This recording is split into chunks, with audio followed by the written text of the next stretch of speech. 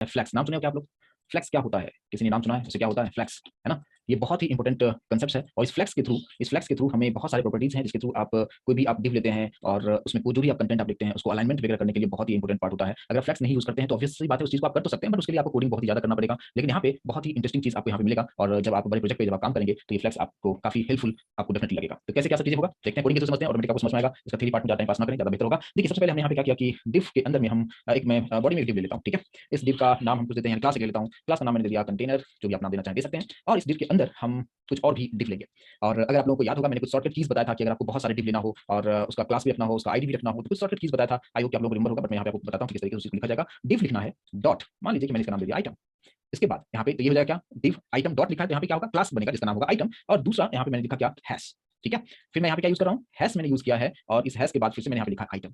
इसके बाद डैश देना है, डॉलर साइन आपको नंबर इंडिकेट करेगा और आप कितना चाहते हो, आप 4 5 6 7 10 जितना आप चाहते हैं उतना आप यहाँ पे लिख सकते हैं। मान लो मैंने 10 चाहता हूँ और जैसे मैं एंटर करता हूँ आप देख सकते हैं कि आपका काम कितना आसान कर दिया है, राइट। डिव क्लास का नाम आप यहाँ पे आप जानते हैं कि क्लास का मतलब क्या होता है कि आप सेम नाम का मल्टीपल क्लासेस बना सकते हैं बट आईडी सेम नाम का नहीं होना चाहिए, इसलिए मैंने यहाँ पे डॉलर लगा के नंबरिंग यहाँ पे कर दिया है। और ये चीज मैंने जब सीएसएस में बता रहा था वहाँ पे भी इस चीज के बारे में काफी डिटेल में एक्सप्लेन किया था और आप लोग इसका यूज भी कर पाते हो, ठीक है। तो इस तरीके से बना देते हो, इतना जरूरत नहीं है, जिसमें यहाँ पे 5 5 6 मैं यहाँ पे रखता हूँ, ठीक है। तो इस तरीके से यहाँ पे एक पार्ट तो ये चीज हो गया कि डिव क्लास कंटेनर और उसके अंदर में हमने 6 और डिव हमने बना लिया है और इस डिव का कुछ ना कुछ हम नाम दे देते हैं, ठीक है। आप इसको बता रहे हैं कि रिपीट करें, ऑलरेडी मैं इसके बारे में पूरा सेशन दे चुका हूं, ठीक है। अभी रिपीट मैं क्या करूंगा, चलिए फिर से मैं यहाँ पे कर देता हूं एक बार। पीछे का सेशन अगर आप रिटर्न नहीं करेंगे और आप तो फिर प्रॉब्लम क्रिएट तो होगा ही होगा, ठीक है। मैंने बताया कि डिव डॉट आइटम जो भी नाम देना चाहेंगे, है ना। उसके बाद फिर आपको यहाँ पे हैश लिखना है, फिर मैंने आइटम और यहाँ पे डैश, यहाँ पे आपको डॉलर देना है और कितना आपको चाहिए, मुझे 6 चाहिए तो यहाँ पे एंटर करें। कुछ इस तरीके से आ जाएगा, आइटम 1 आइटम 2 3 4 जो भी आप नाम देना चाहें उस तरीके से यहाँ पे आ चुका है। अब इसके अंदर कुछ हम नाम दे देते हैं, मैंने यहाँ पे दे दिया कुछ इस तरीके से लिखता हूँ, फर्स्ट ब्लॉक। यहाँ पे हमने दे दिया सेकंड ब्लॉक, इसी को कॉपी कर लेता हूँ मैं, इसका कुछ नाम वहाँ पे लिखा हुआ आपको नजर आएगा। फर्स्ट हो गया, सेकंड हो गया, थर्ड ब्लॉक, फोर्थ, फिफ्थ और सिक्स, 6 ब्लॉक हमने यहाँ पे क्रिएट किया है, ठीक है। अगर इसका आउटपुट अभी देखना चाहेंगे तो कुछ तो मैंने स्टाइलिंग किया नहीं है तो सिंपल से आपको ये लिखा हुआ दिखेगा बट मैं यहाँ पे आपको दिखा दूं ओपन विद लाइव सर्वर करते हुए, तो आप देख पाएंगे कुछ इस तरीके से आपको फर्स्ट ब्लॉक सेकंड ब्लॉक इस तरीके से आपको दिखेगा। आई होप कि आप लोग देख पा रहे हैं ना, बिल्कुल देख पा रहे हैं। चलिए ठीक है, तो अब थोड़ा सा इसमें स्टाइलिंग को ऐड करें और चीजों को समझने की कोशिश करते हैं क्या सब चीजें हम इसमें कर सकते हैं। यहाँ पे हमने क्या रखा है, स्टाइल टैग ले लेता हूँ और स्टाइल के अंदर में सबसे पहले जो आप देखेंगे कि कंटेनर जो हमारे पास में है, इस कंटेनर में हमने क्लास यूज किया है तो ऑब्वियसली बात है यहाँ पे हम डॉट यूज करेंगे और यहाँ पे कंटेनर हम यहाँ पे रखेंगे, ठीक है। तो देखिए हमने यहाँ पे क्या रखा, हमने यहाँ पे जो कंटेनर हमारे पास था हमने जो यहाँ पे नाम जो दिया हुआ था बस वही नाम मैंने यहाँ पे दे दिया है और इसके अंदर हम कुछ प्रॉपर्टीज को हम सेट करेंगे। यहाँ पे मैं क्या कर देता हूँ कि कुछ हाइट यहाँ पे रख देता हूँ, हाइट हमने दे दिया यहाँ पे 540 पिक्सल और विड्थ देता हूँ, विड्थ में ले लेता हूँ परसेंटेज में यानी पूरा स्क्रीन कवर हो जाए और कुछ बॉर्डर में देता हूँ, बॉर्डर में दे दिया 2 पिक्सल सॉलिड रेड कलर का बॉर्डर हमें चाहिए और आप देख पाएंगे, आउटपुट देख पा रहे हैं, ठीक है। यानी बॉर्डर लग चुका है यहाँ पे और विड्थ हाइट सब कुछ मैंने यहाँ पे सेट कर दिया है, ठीक है। चलिए तो अब यहाँ पे हम लोगों ने जो नीचे जो हमने यहाँ पे जो क्लास क्रिएट किया है आइटम और सभी का नाम मैंने सेम इसलिए रखा है क्योंकि हम इसमें कुछ चीजों को कॉमनली हम यूज करना चाहते हैं। तो मैंने यहाँ पे क्या किया कि डॉट आइटम और इसमें हम कुछ प्रॉपर्टीज को ऐड करेंगे, लाइक बैकग्राउंड कलर मैं दे देता हूँ कौन सा, पाउडर ब्लू कलर देता हूँ और border 2 pixel solid green colour का बॉर्डर में डाल देता हूँ, मार्जिन 10 पिक्सल रखता हूँ और पैडिंग हम 3 पिक्सल का पैडिंग रखते हैं, ठीक है। और ये सब क्या होता है आप जानते हैं, मार्जिन पैडिंग बॉर्डर क्या होता है बहुत डिटेल बॉक्स मॉडल में मैं जब बता रहा था आपको सीएसएस में काफी डिटेल में बता चुका हूँ। अभी आप देखें कुछ इस तरीके से आपको दिखेगा, first block second block third block 4 5 6 कुछ इस तरीके से आपको यहाँ पे दिखा हुआ आपको मिल जाएगा। लेकिन अब ये तो हम नॉर्मल तरीके से सीएसएस के थ्रू इस चीज को कर सकते हैं बहुत ही आराम से, लेकिन बात ये है कि इसमें और भी कुछ चीजों को किया जा सकता है और वो सब चीजें क्या होगा उसको हम समझने की कोशिश करते हैं। देखिए यहाँ पे हमें अभी जिस तरीके से आउटपुट आ रहा है मेरा, ठीक है, इसमें हमने कुछ भी फ्लेक्स का चीजों का हमने यहाँ पे बिल्कुल भी हमने यूज नहीं किया हुआ है, ये नॉर्मल तरीके से हमने यहाँ पे जो कुछ लिखा है वो आपको प्रिंट करके आपको दिखा रहा है। लेकिन अब मैं क्या करता हूँ कि ये जो कंटेनर है ना, जिस कंटेनर के अंदर में आप जो देख रहे हो, ये बड़ा सा जो कंटेनर आप देख रहे हो जिसका बॉर्डर का जो कलर है वो रेड है और उसके अंदर में 6 हमने और ब्लॉक को रखे हैं, कंटेनर के अंदर में 6 ब्लॉक हमने रखे हैं। तो इस कंटेनर पे आते हैं और यहाँ पे हम एक प्रॉपर्टीज को हम ऐड करेंगे और उस प्रॉपर्टी का नाम क्या है, यहाँ पे हम लिखेंगे डिस्प्ले, डिस्प्ले और यहाँ पे हम यूज किया फ्लैक्स, ठीक है। डिस्प्ले फ्लैक्स जैसे हम यूज करते हैं तो आउटपुट आप कुछ इस तरीके से देख पाएंगे। पहले और इसमें डिफरेंस क्या था मैं थोड़ा सा फिर से मैं आपको बताने की कोशिश करूं, अब मैं फ्लैक्स नहीं यूज कर रहा हूं तो आप देखें कि सभी जो है कुछ इस तरीके से यानी हॉरिजॉन्टली सब इस तरीके से था, लेकिन जैसे ही हमने यहाँ पे फ्लैक्स यूज किया, डिस्प्ले फ्लैक्स जैसे मैंने एक प्रॉपर्टी ऐड यहाँ पे किया तो वो जो चीजें था आपको कुछ वर्टिकली कुछ इस तरीके से आपको बनता हुआ आपको दिखेगा और इसमें आप कंटेंट आप लिख सकते हो जैसा आप लिखना चाहें लिख सकते हैं। लेकिन इसमें बहुत सारी प्रॉपर्टीज है जिसमें एक लेआउट आपको बताने की कोशिश करूंगा जिसके थ्रू आप बहुत सारी चीजें कर सकते हो बहुत आराम से, जिसको करने के लिए आप नॉर्मल सीएसएस के थ्रू करेंगे तो बहुत ही लेंथी कोडिंग लिखना पड़ेगा बट यहाँ पे बहुत आराम से इस चीज को आप कर पाएंगे। अब डिस्प्ले फ्लेक्स जो था उसको रहने देते हैं और उसके नीचे आते हैं, ठीक है। उसके नीचे आने के बाद मैंने यहाँ पे क्या लिखा, फ्लेक्स डायरेक्शन एक आता है, फ्लेक्स डायरेक्शन और यहाँ पे बहुत सारी चीजें हैं बट हमने यहाँ पे यूज करेंगे, मैंने यूज किया यहाँ पे रो, ठीक है। रो आप लिखो या नहीं लिखो बाय डिफॉल्ट होता है, ठीक है, जो भी आप देख पा रहे हो ना कुछ इस तरीके से ये डिफॉल्ट होता है, ठीक है। तो अगर हमने यहाँ पे डायरेक्शन को रो रखा तो इस तरीके से आ रहा है, इसको कॉलम भी रखा जा सकता है, तो यहाँ पे हमने क्या रखा, कॉलम रख दिया। कॉलम रखने पे कैसा आएगा आप देख सकते हैं कुछ इस तरीके से आ जाएगा, क्लियर है, दोनों में डिफरेंस समझ में आ रहा होगा। इसके बाद यहाँ पे एक आता है क्या कि जैसे फ्लेक्स डायरेक्शन हमने इस तरीके से रखा रो और कॉलम रखा, उसी तरीके से हमारे पास आता है रो रिवर्स भी आता है। अगर आप रो रिवर्स अगर आप करते हैं तो आप देखेंगे क्या कुछ इस तरीके से चीजों को आप देख पाएंगे। मतलब क्या हो रहा है, अभी आप देखेंगे कि पहले क्या हो रहा था कि 1 2 3 4 इधर स्टार्ट हो रहा था ना, 1 2 3 4 5 6 कुछ इस तरीके से स्टार्ट हो, लेकिन अभी आप देखो ये 1 जो है एकदम बिल्कुल जो है राइट हैंड साइड में आ गया, यहाँ पे फर्स्ट ब्लॉक सेकंड नाम मैंने इसलिए दिया था ताकि आपको समझ में आए कि रिवर्स किस तरीके से यहाँ पे काम कर रहा है। अच्छा, मैं थोड़ा सा इसका जो है मैं ये सेट कर देता हूँ, थोड़ा सा विड्थ और हाइट सेट कर देता हूँ, तो आप बेहतर तरीके से और इसको कर पाएंगे। यहाँ पे जिसमें बैकग्राउंड कलर तो दे दिया है, इसमें थोड़ा सा मैं विड्थ और हाइट में सेट कर देता हूँ। देखिए यहाँ पे हम लोग क्या करते हैं कि यहाँ पे विड्थ हमने रखा यहाँ पे 200 पिक्सल हमने यहाँ पे दे दिया, 200 पिक्सल, और हाइट जो है वो भी मैं देता हूँ 200 पिक्सल दे दिया, ठीक है। तो आप कुछ इस तरीके से देख पाएंगे। आई होप कि इस चीज को समझ पा रहे होंगे, ठीक है। तो अभी आप सिंपल इस तरीके से समझें कि मैंने अगर रो रिवर्स किया, मैं फिर से आपको बता रहा हूँ, देखिए आप इसको बोला रिपीट करने के लिए, देखिए मैंने क्या बताया कि अगर आप रो लिखते हो तो नॉर्मली किस तरीके से स्टार्ट होगा, यानी लेफ्ट हैंड साइड से स्टार्ट होगा। देखोगे फर्स्ट ब्लॉक सबसे लेफ्ट कॉर्नर में होगा, उसके बाद सेकंड थर्ड फोर्थ इस तरीके से रहेगा। लेकिन अगर आप यहाँ पे जिस तरीके से पहले यहाँ पे लिखा हुआ था, क्या मैंने लिखा था, रो रिवर्स अगर मैंने कर दिया, तो यही जो है ये आप देखोगे फर्स्ट ब्लॉक जो है एकदम बिल्कुल राइट कॉर्नर में आ चुका है, और इस तरीके से आपको आउटपुट आपको दिखाएगा। ये क्लियर है, row column and row reverse, ये तीनों का मतलब समझ में आया? प्लीज मुझे कंफर्मेशन जरूर दें अगर इतना चीजें आप समझ पाए तो। क्लियर है यहाँ तक?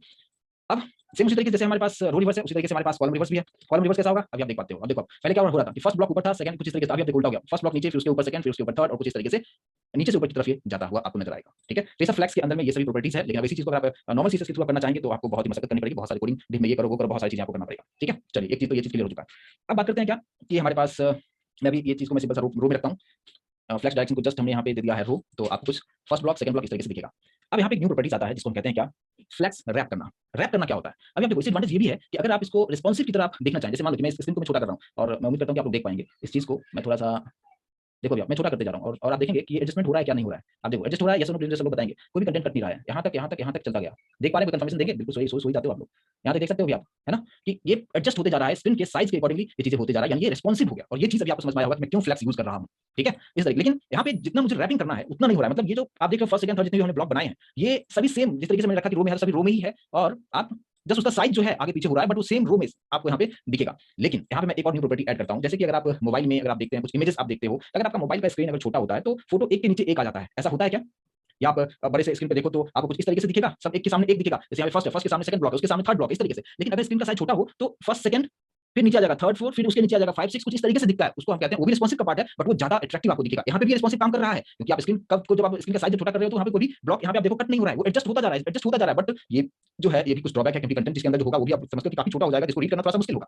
इसके लिए फ्लैक्स यूज किया गया, और यहाँ पे एक न्यू चीजें को इंट्रोड्यूस किया गया, और उसे क्या कहते हैं, उसे कहते हैं फ्लैक्स रैप, यानी फ्लैक्स, यहाँ पे आप देख पाएंगे फ्लैक्स रैप। रैप में हमें नो रैप नहीं करना है, हमें रैप करना है। अब देखो आप रैप का मतलब क्या होता है, अब जैसे मैं यहाँ पे आता हूँ, आप देख पा रहे हो कि स्क्रीन जो है तो मैं 100% रखता हूँ, थोड़ा सा ज्यादा होगा, अभी आप देख सकते हो ये नीचे आ चुका है। मैं थोड़ा सा और इसको मैं छोटा करने की कोशिश करता हूँ, देख सकते हो आप जिस तरीके से यहाँ पे मैं कर रहा हूँ, एक के नीचे एक जो है ये पूरा शिफ्ट हो चुका है, एक के नीचे एक शिफ्ट हो चुका है, इसको हम कहते हैं रैपिंग। यानी स्क्रीन जब आपका छोटा है तो वो एक के नीचे एक शिफ्ट हो जाएगा, और अगर प्रॉपर तरीके से है तो वो एक सामने एक इस तरीके से आएगा। अगर मैं आपको इसको इंस्पेक्ट करके आपको दिखाऊं तो और बेहतर तरीके से आप समझ पाएंगे इंटरनल चीजों को। देखिए आप ये जो आप देख पा रहे हो, मेरे कर्सर पे फोकस करना है, छोटा सा मोबाइल एक बड़ा सा मोबाइल दिख रहा है क्या सभी लोगों को? यस नो प्लीज मुझे कंफर्मेशन जरूर करें। यहाँ पे जो है टॉगल डिवाइस टूल बार जो आपको दिख रहा है, यहाँ पे ये जो पार्ट है जहाँ पे छोटा सा मोबाइल उसके ऊपर जो बड़ा सा मोबाइल आपको दिख रहा है, इस पर आप क्लिक करेंगे, है ना, और फिर आप यहाँ से आप इस चीज को आप इस तरीके से कर सकते हो। देखो मैं जैसे छोटा करते जा रहा हूँ, देखो एक के नीचे एक आता जा रहा है, और भी कर दिया, देखो आप पूरा जो है एक के नीचे एक आ गया, है ना। तो ये जो होता है ये आप इसको कंप्लीट रिस्पॉन्सिव कहा जाता है, और इसी को कहते हैं रैप करना। कोई भी देखो ये ब्लॉक का जो साइज था वही साइज है, उसमें चेंजेस नहीं हुआ है, लेकिन हमने जब वहाँ पे रैप नहीं किया था तो इसका जो साइज था वो छोटा हो गया। अगर आप इसके अंदर में कोई कंटेंट अगर आप लिखते हो तो ऑब्वियस सी बात है वो भी बहुत छोटा दिखेगा, जिसको रीड करना यूजर के लिए थोड़ा सा टफ जाएगा। तो इसलिए यहाँ पे आपको यूज करना होता है रैप, आप करना चाहें। और देखो जैसे स्क्रीन बढ़ता जाएगा वो प्रॉपर तरीके से वो इस तरीके से आपको दिखेगा, ठीक है। तो यहाँ से आप चेकआउट कर सकते हैं। ये स्क्रीन इसलिए दिया गया कि आप देख लो यहाँ पे पहले जब आप कोडिंग करते हो तो आउटपुट जो आ रहा है एक्चुअली जब मोबाइल डिवाइस पे देखा जाएगा तो किस तरीके से दिखेगा, स्क्रीन को आगे पीछे आप करके आप देख सकते हो, टेस्ट करने के लिए आप कर सकते हो कि आप यहाँ पे ये सब सारी चीजें आप करके देख सकते हो। क्लियर है यहाँ तक? ठीक है, तो ये भी प्रॉपर्टी आपको समझ में आ गया कि कितना इंपॉर्टेंट जस्ट चीज है। जस्ट एक प्रॉपर्टी मैंने ऐड कर दिया फ्लैक्स रैप और जस्ट रैप, और ये चीजें आपके लिए रिस्पॉन्सिव यहाँ पे बना के देता है, तो बहुत इंपॉर्टेंट पार्ट होता है। अब यहाँ पे रैपिंग के बाद यहाँ पे हम एक और चीज हम कर सकते हैं क्या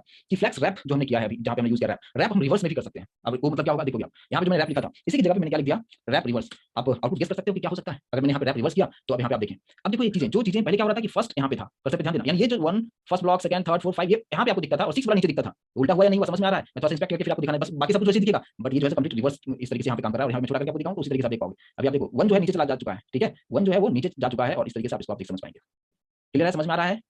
ठीक है, तो यहाँ पे ये होता है क्या, रैप को रिवर्स भी आप कर सकते हैं। रैप क्या होता है और रैप रिवर्स क्या होता है, दोनों का मतलब अभी आपको अच्छी तरीके से समझ में आया होगा कि डिस्प्ले यहाँ पे फ्लैक्स लिखा हुआ है, इसको आप रहने दीजिए, ठीक है। इसके बाद ये दो जो लाइन लिखा है इसको मैं निकाल देता हूँ, यानी इसको शॉर्ट हैंड तरीका भी कहते हैं कि हम शॉर्ट हैंड की दो अलग अलग प्रॉपर्टीज को हम एक ही लाइन में अगर लिखना चाहें तो हम कैसे लिख सकते हैं। तो देखो आप उसके लिए क्या आता है प्रॉपर्टी, हम लिखेंगे क्या, फ्लैक्स फ्लो। क्या आता है यहाँ पे आपको ऑप्शन आपको मिलेगा फ्लैक्स फ्लो, और यहाँ पे सबसे पहले आपको बताना होगा कि आप क्या करना चाहते हो। आप चाहते हो क्या कि रो को रिवर्स करना या रो में आप रखना चाहते हो, जैसा रखना चाहते हो। मैं चाहता हूँ रो को रिवर्स में रखो, ठीक है, ओके। और दूसरी बात स्पेस लेना है, और आप चाहते हो कि उसको रैप भी कर दें, यानी वो प्रॉपर तरीके से एक के नीचे एक कंटेंट आ जाए कुछ इस तरीके से। ये इसी को करने के लिए हमने दो अलग अलग प्रॉपर्टीज यूज किया था, अब हमने एक साथ हमने यहाँ पे यूज कर दिया, यानी ये जो होगा ये क्या रिप्रेजेंट करेगा, उसका डायरेक्शन, और ये रैप है या नहीं है। और अब आउटपुट यहाँ पे देखिए मैंने रिवर्स यूज किया इसलिए यहाँ से स्टार्ट हुआ है 1 2 3 4 5 और 6 नीचे आया, और यहाँ पे अगर इसको मैं छोटा करूँ आप देखते हो एक के नीचे एक भी आ चुका है। क्लियर है, लेकिन यहाँ पे इस तरफ से स्टार्ट होगा, फर्स्ट सेकंड फिर थर्ड फोर्थ कुछ इस तरीके से होगा।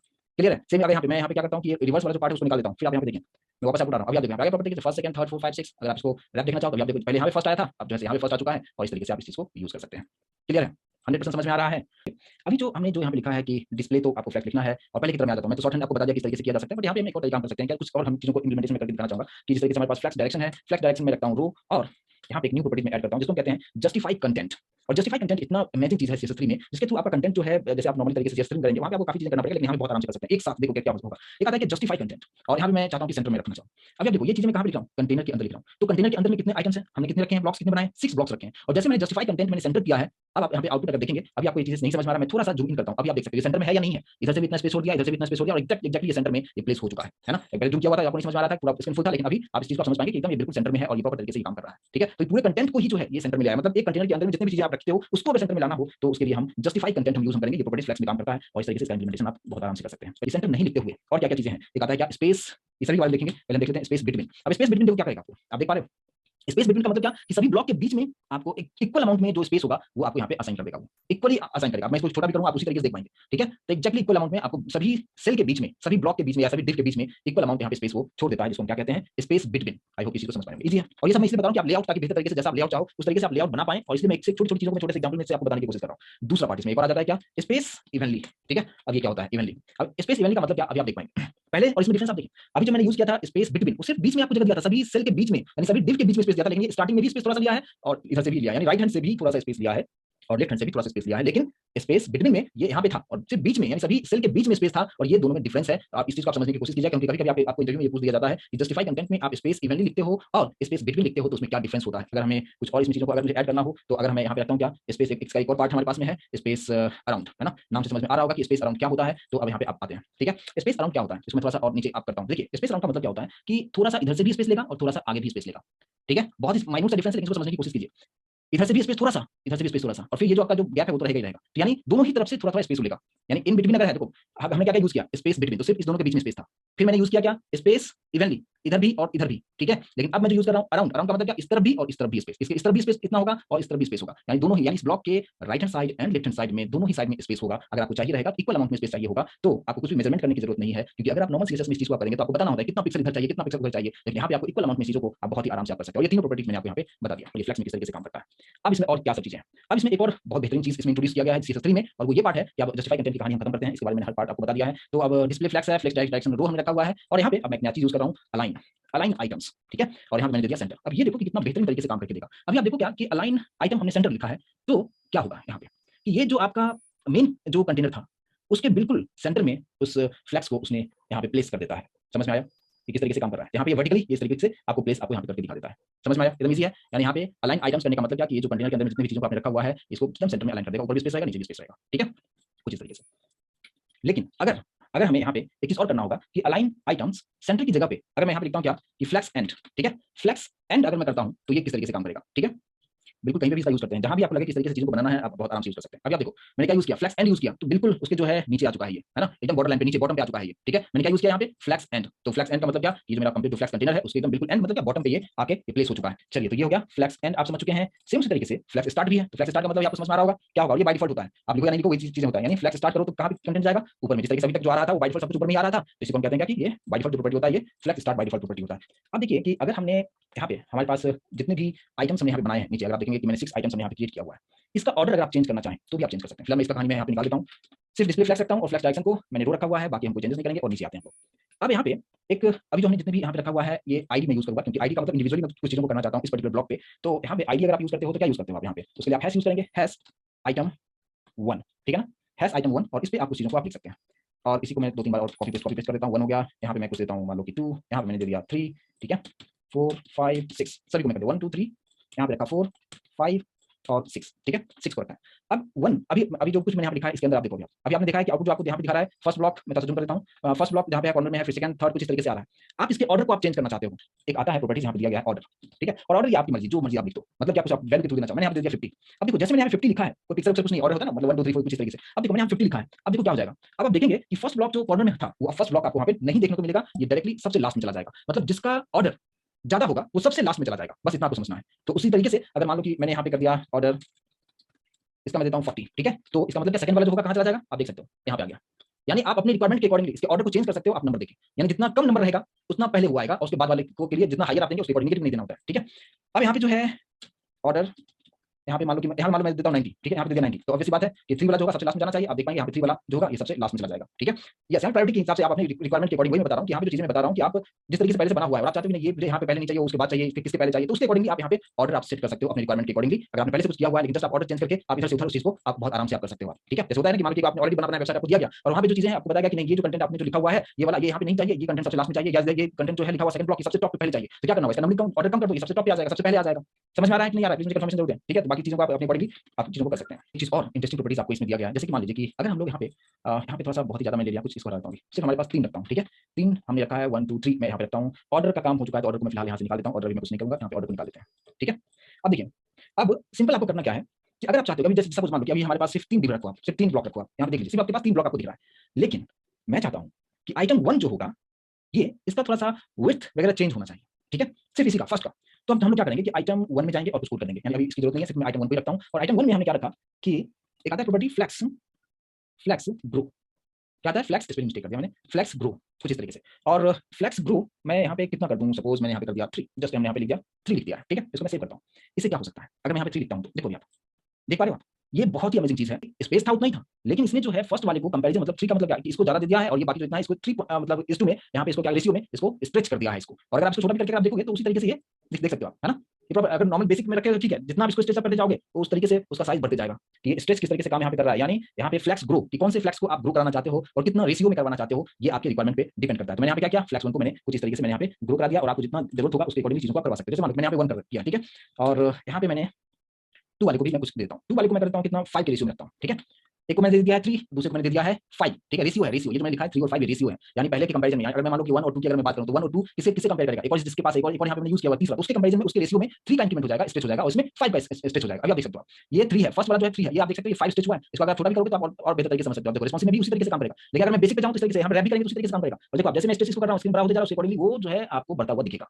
ठीक है, समझ में आ रहा है। तो ये 3 है, ये 5 है और ये तो अपना नॉर्मल पोजीशन पे यहाँ पे है। क्लियर है, तो ये होता है क्या फ्लेक्स को ग्रो करना कि किस तरीके से आप इस चीज को कर सकते हैं। ठीक है, अब आप में से बोले कि इसको नेगेटिव में किया जा सकता है, इस बात का ध्यान रखिए कि बिल्कुल भी हम नेगेटिव नंबर यहाँ पे नहीं दे सकते हैं। तो यहाँ पे एक चीज और है, इसका अगर मैं रिवर्स करना चाहूँ तो रिवर्स भी किया जा सकता है क्या, बिल्कुल किया जा सकता है। जैसे मान लीजिए कि यहाँ पे जैसे हमारे पास क्या है फ्लेक्स ग्रो, जिस तरीके से मैंने किया उसी तरीके से यहाँ पे हमारे पास एक और आता है क्या फ्लेक्स श्रिंक आता है, नाम से समझ में आ रहा होगा ना। श्रिंक मतलब क्या, एकदम छोटा हो जाना। श्रिंक होगा कितना से रेशियो में, मैं चाहता हूँ 3 के रेशियो में ये छोटा हो जाए। ठीक है, आप देखते हैं यहाँ पे अभी तो आपको किसी तरीके से दिख रहा है, ये 1 के रेशियो में है, ये 5 के, सॉरी ये कितना मैंने रेशियो दिया था इसका, ये फर्स्ट वाला 3 था, ये वाला 5, इसमें कुछ दिया नहीं था, ये नॉर्मल था। अब ये देखो अब अगर आप इसको छोटा कर रहे हो यानी रिस्पॉन्सिव करने की कोशिश करो, आप छोटा अगर आप कर रहे हो देख सकते हो आप बाकी के कंपैरिजन में बीच वाला जो है सेकंड वाला वो ज्यादा छोटा श्रिंक हुआ या नहीं हुआ, सभी लोग देख पा रहे हैं क्या इस चीज को।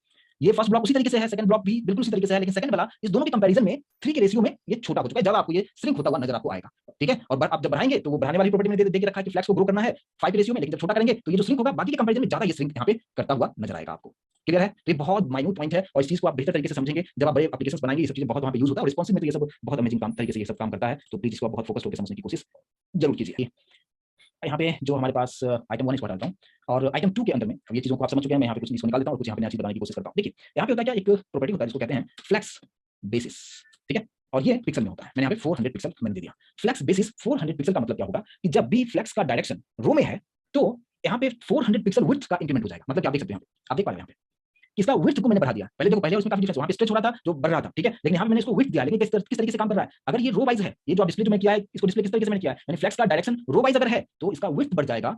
इस चीज को समझिएगा। ठीक है, अभी आप देखो, लेकिन अगर आप यहाँ पे इसको चेंज करके आप यहाँ पे क्या करते हो, इसको कॉलम कर देते हो। देखो अभी आप यहाँ पे जो है ना फ्लेक्स का डायरेक्शन रो है और मैंने यहाँ पे कर दिया कॉलम। अब जब कॉलम करते हो तो उसका हाइट बढ़ जाएगा, यानी सेम कंटेंट है, सेम चीज है, बट आप ये समझ लो कि अगर हमने फ्लेक्स का डायरेक्शन कॉलम किया तो यही सेम लाइन ऑफ कोड जो है ये हाइट को इंक्रीमेंट कर देता है। यहाँ पे जो जितना पहले था मैंने सेट किया हुआ था 400 हो चुका है, लेकिन अगर ये यहाँ पे फ्लेक्स का डायरेक्शन रो होगा तो विड्थ में इंक्रीमेंट हो रहा है। इस चीज को समझने की कोशिश कीजिएगा, ये बहुत ही डायनामिक चीज है कि आप यहाँ पे चेंजेस करते हो और यहाँ पे कोडिंग वही रहेगा, लेकिन ये उसके अकॉर्डिंगली यहाँ पे काम करता है। ये समझ में आया, ये समझ मुझे कंफर्मेशन जरूर है। अभी आप देखो यहाँ मैंने क्या रखा है, कॉलम रखा है ना, तो मैं यहाँ पे ब्रैकेट में कुछ इस तरीके से यहाँ पे लिख देता हूं ताकि आप समझेंगे क्या कि when direction is set to column, अगर कॉलम में अगर है then it works like height, है ना, हाइट की तरह ये काम करेगा कब, जब हम कॉलम यूज करेंगे। तो अगर ये रो की तरह अगर है, यहाँ पे रो है तो यहाँ मैं लिखता हूँ क्या, when direction is set to row then it works like width.